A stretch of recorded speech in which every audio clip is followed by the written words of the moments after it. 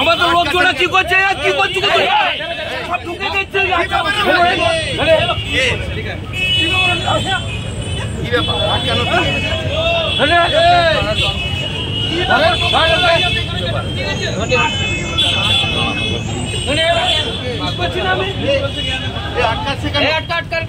Nomination আটকাচ্ছে কেন? তোমরা কি করছো? তা তোমরা কি করছো? আমি মেম্বার, আমি তো ভোটার।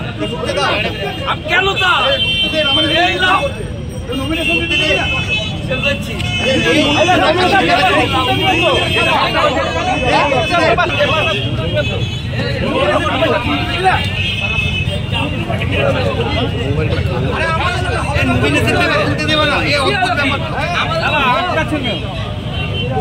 বললাম তো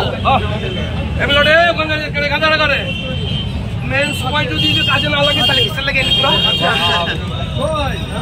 ঢুকতে দাও না, ঢুকতে দাও কেন? আরে নমিনেশন তুলতে দিবেন তো, ঢুকতে দাও কেন? এই ঢুকে তো গেট বন্ধ করে দিচ্ছে, অদ্ভুত ব্যাপার। আমরা ভারতের কমিউনিস্ট পার্টি মার্ক্সবাদী রামপুরহাট শহরে নাগরিক, যে নাগরিকদের বৃহত্তম অংশ গরিব নিম্নবিত্ত বস্তিবাসী। এই গরিব নিম্নবিত্ত যারা বস্তিবাসী তাদের আবার বৃহত্তম অংশ হচ্ছে সংখ্যালঘু এবং আদিবাসী। সারা পশ্চিম বাংলা জুড়ে এক নরক গুলজার জারি আছে। এখন উন্নয়নের নামে যে তামাশা এবং লুট চলছে তার ছিটে ফোটাও কি পৌরসভায় কি পঞ্চায়েতে এই গরিব নিম্নবিত্ত তফসিল জাতি আদিবাসী এবং সংখ্যালঘু তাদের কাছে পৌঁছচ্ছে না। রামপুরহাট শহর তার ব্যতিক্রম নয়। আমরা আজকে ডেপুটেশন দিচ্ছি, যে কোনো দাবি পত্র দেওয়ার সময় প্রত্যাশা আমাদের রাখতে হয়। খুব যে বেশি প্রত্যাশা এই পুর বোর্ডের কাছে আমাদের আছে তা নয়, কারণ যেভাবে এই পুর বোর্ডের নির্বাচন হয়েছিল ঠিক যেভাবে আজকে সমবায় ব্যাংকের নির্বাচনকে প্রহসনে পরিণত করার চেষ্টা হলো, এক প্রহসনের নির্বাচনের মধ্য দিয়ে এই বোর্ড গঠন হয়েছে। ভোট লুট, বন্দুকের নলের ডগায় প্রার্থীপদ প্রত্যাহার, এমনকি ভোটের দিন তৃণমূলের অনেক সমর্থকরাও ভোট কেন্দ্রে গেলে তৃণমূলকে ভোট দিতেন, তারাও ভোট দিতে পারেননি। এরকম একটা অরাজক পরিস্থিতির মধ্য দিয়ে পৌর বোর্ড গঠন হয়েছিল। ফলে গোটা রাজ্য জুড়ে যেমন অরাজক পরিস্থিতি চলছে, রামপুরহাটেও চলছে। আমরা বহুবার বলেছি, চেষ্টা করলে হতো। প্রাক্তন সাংসদ রামচন্দ্র ডোম, আমাদের প্রয়াত মাননীয় রাষ্ট্রপতি প্রণব মুখোপাধ্যায়, তিনি তখন রাজ্যসভার মেম্বার ছিলেন, তাদের বরাদ্দ টাকায় যে রক্তকরবী পুরমঞ্চ গড়ে উঠেছিল সেই পুরমঞ্চে স্থায়ীভাবে তালা। এবং আমরা কিছুতেই আর বিশ্বাস করতে পারছি না যে তৃণমূল যতদিন পুর বোর্ডে থাকবে এই তালা খুলবে। ঠিক যেমনি রাজ্যের প্রত্যেকটা উন্নয়নমূলক প্রতিষ্ঠানে তালা পড়ে গেছে, রক্তকরবী হচ্ছে তার একটা রূপক। ঠিক তেমনি রামপুরহাট শহর জুড়ে জানেন একটা অবরুদ্ধ শহরে পরিণত হয়েছে। প্রতিটি ছোট রাস্তা সকাল 9টা থেকে বিকেল 4টে পর্যন্ত অবরুদ্ধ, কোনো যানবাহন যেতে পারে না। কারণটা কি? পৌরসভার রাস্তায় ইমারতি দ্রব্য পড়ে থাকছে বহুতল নির্মাণের, বালি পাথর চুরকি, পৌরসভার কোনো হেলদোল নেই। বেআইনি ভাবে পুকুর বুঝিয়ে বহুতল নির্মাণ হচ্ছে, পৌরসভা ঘুমিয়ে আছে। রামপুরহাট গান্ধী পার্ক স্টেডিয়াম, এত বড় স্টেডিয়াম, সেইটা ধ্বংস হয়ে গেল। রামপুরহাট শহরের বিস্তীর্ণ এলাকায় তীব্র পানীয় জলের সংকট। এই শীতের সময়তেও পুরসভার কোনো পরিকল্পনা নেই। বস্তিগুলোতে রাস্তা, ড্রেন জঘন্য রকম অবস্থার মধ্যে আছে। বিদ্যুৎ কোনো পরিষেবা নেই। পশ্চিমবঙ্গ সরকারের আইন আছে, রাস্তার ধারে যারা দোকান করেছেন ফুটপাতে তাদের ট্রেড লাইসেন্স দিতে হবে, কম খরচে বিদ্যুৎ দিতে হবে, নেই। আদিবাসী উন্নয়ন, তফসিল জাতি সংখ্যালঘুদের জন্য বিশেষ উন্নয়ন শহরাঞ্চলে নির্দিষ্ট পরিকল্পনা আছে, স্কিম আছে, বামফ্রন্ট সরকারের সময়কার আইন। সমস্ত টাকা একটি খাতেই বরাদ্দ হচ্ছে, সেটা হচ্ছে কাউন্সিলরদের বড়লোক করতে হবে। এই পরিকল্পনা নিয়ে পুরসভা চলছে। পুরসভায় যারা এখন পরিচালনা করছেন তারা ধরে নিয়েছেন মানুষ আজকে যা দেখছেন কালকে ভুলে যাবে। ফলে আমাদের লুটের রাজনীতি, যে বিগত 2 বছর ধরে রামপুরহাট পৌরসভা পৌর নাগরিক পরিষেবা দিতে ব্যর্থ এবং মানুষের যে ন্যূনতম যে পরিষেবা, সেই পরিষেবা পানীয় জল,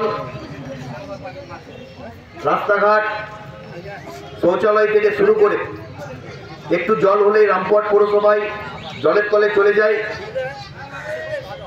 আমাদের বহু প্রতীক্ষিত রক্তকরবী, সেই রক্তকরবী মঞ্চ দীর্ঘদিন ধরে বন্ধ। পাশাপাশি সামাজিক যে মানুষজন, যে গরিব মানুষ, সামাজিক ভাতা প্রায় 3 মাস ধরে বন্ধ।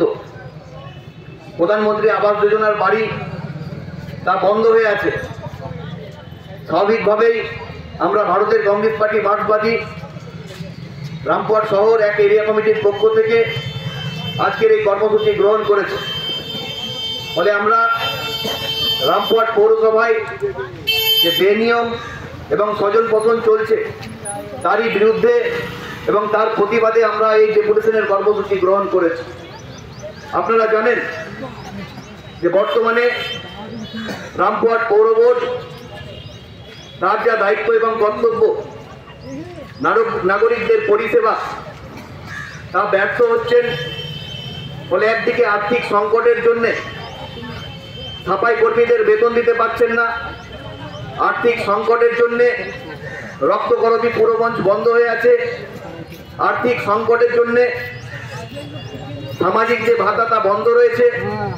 তারপরে নতুন করে লক্ষ লক্ষ টাকা খরচ করে যে রামপুরহাট উৎসবের নাম করে যে সংস্কৃতি তৈরি করেছে গোটা রাজ্যের মুখ্যমন্ত্রী, রামপুরহাট পৌরসভা তার ব্যতিক্রম নয়। ফলে আমরা বলতে চাই যে নতুন করে রামপুরহাট পৌরসভা যে নাগরিক পরিষেবা রামপুরহাট পৌরসভা দেওয়ার কর্তব্য এবং দায়িত্ব তা অবিলম্বে চালু করুক। আমরা দাবি রেখেছি যে বস্তি এলাকায় পানীয় জল, বিদ্যুৎ এবং বিনা পয়সায় রেশনের ব্যবস্থা করতে হবে। আমরা দাবি রেখেছি বস্তি এলাকায় রাস্তাঘাট, নিকাশি ব্যবস্থার উন্নতি করতে হবে। আমরা দাবি রেখেছি যে সামাজিক ভাতা যা মাত্র মাসে 1000 টাকা করে দেওয়া হয়, এই ভাতা 3000 টাকা করে দিতে হবে এবং নিয়মিত দিতে হবে। ফলে এই 12 দফা দাবি নিয়েই মূলত আজকের এই ডেপুটেশন। এই ডেপুটেশনে যারা অংশগ্রহণ করেছেন তাদেরকে সকলেই পার্টির পক্ষ থেকে অভিনন্দন জানাচ্ছি এবং আগামী দিনে যে স্মারকলিপি আমরা দেবো তার যথাযথ যদি ব্যবস্থা না হয় আগামী দিনে তার বৃহত্তর আন্দোলন আমরা করতে বাধ্য হব। আজকে শুধুমাত্র সচেতন করতেই আমরা এসেছি। এই কয়েকটি কথা বলে সকলকে ধন্যবাদ জানিয়ে আমি আমার কথা শেষ করছি। ইনকলাব জিন্দাবাদ, সিপিআইএম জিন্দাবাদ। অভিযোগ আজকে হচ্ছে রামপুরহাট মহকুমা সমবায় ব্যাংকের নির্বাচনের মনোনয়নপত্র দাখিলের প্রথম দিন। ইচ্ছুক শেয়ার হোল্ডাররা সবাই যারা নির্বাচনে প্রতিদ্বন্দ্বিতা করতে ইচ্ছুক তারা সবাই মনোনয়নপত্র গ্রহণ করবে এবং পূরণ করে প্রদান করবে। এটা হচ্ছে আইন, এটা হচ্ছে নিয়ম। কিন্তু আজকে সমবায় ব্যাংকের গেটে এসে দেখা যাচ্ছে তৃণমূল প্রভাবিত শেয়ার হোল্ডার এবং নির্বাচনে যারা প্রার্থী তারা ছাড়া কাউকে ঢুকতে দেওয়া হবে না। এখানে মানুষের মেজাজ অন্যরকম। যথারীতি পুলিশ নীরব দর্শক, তৃণমূলের সমস্ত নেতারা দাঁড়িয়ে আছেন, তারা নীরব দর্শক। প্রতিরোধ হয়েছে, প্রতিরোধ করেই ইচ্ছুক সমস্ত শেয়ার হোল্ডার তারা যারা প্রার্থী হতে ইচ্ছুক তারা মনোনয়নপত্র দাখিল করবেন। প্রতিরোধ হয়েছে, প্রার্থীরা ঢুকছেন, বাধা দিলে বাঁধবে লড়াই, কিন্তু মনোনয়নপত্র দাখিল আমাদের হবেই। কোনো বাধার কাছে মাথা নিচু আমরা করব না। দশাদশি যে বাধা দিয়েছে, আমাদের বাধা দিয়েছে, এখন আমরা প্রতিরোধ করেছি, এখন অনেকে ঢুকছে, পরে যদি বাধা দেয় আবার প্রতিরোধ হবে, আবার ঢুকবে। প্রতিরোধ তৈরি করে বাধা ঠেলে আমাদের যারা প্রার্থী তারা মনোনয়নপত্র দাখিল করার জন্য প্রবেশ করছেন।